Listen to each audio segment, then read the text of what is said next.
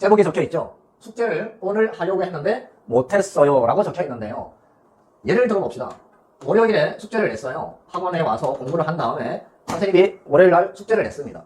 그리고 화요일이 지나고 수요일이 지나고 목요일날 다시 학원에 옵니다.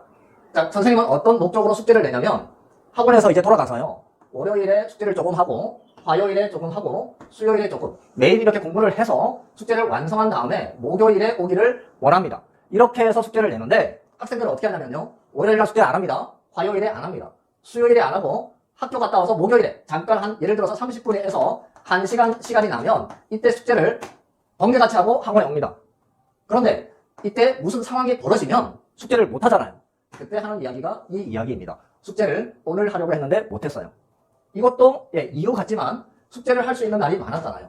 예를 들어서요. 월요일에 학원에 온 다음에 월요일 저녁부터 화수 가족 여행을 갔다 왔어요. 그러면 숙제를 못 하겠죠. 그런 상황이면 선생님이 이해를 하는데요. 그것도 아니에요. 놀았어요. 수요일날 놀았어요. 그리고 목요일날 학교 갔다 와서 이 시간에 숙제를 하려고 하는데 어떤 상황이 벌어졌어요. 숙제를 못 하죠. 그때 하는 핑계가 이 핑계입니다.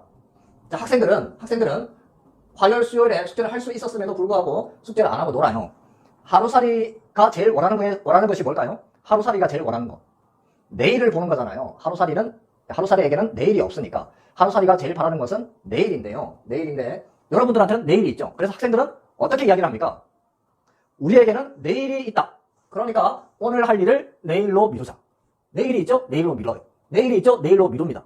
상황이 발생하죠. 숙제를 못합니다.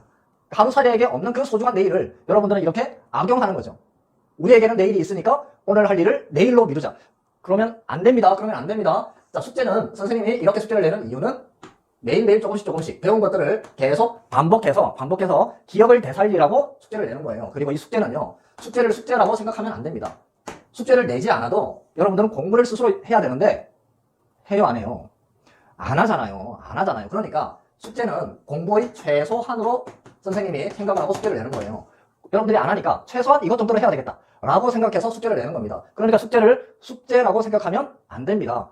숙제를 공부라고 생각해야 돼요. 숙제를 숙제라고 생각하니까 이런 생각을 하는 거예요. 후닥닥 그냥 숙제를 해치워버립니다. 고민하지 않고 그냥 대충 계산해서 옵니다. 그러면 10문제 중에 6문제는 다 틀리게 되죠.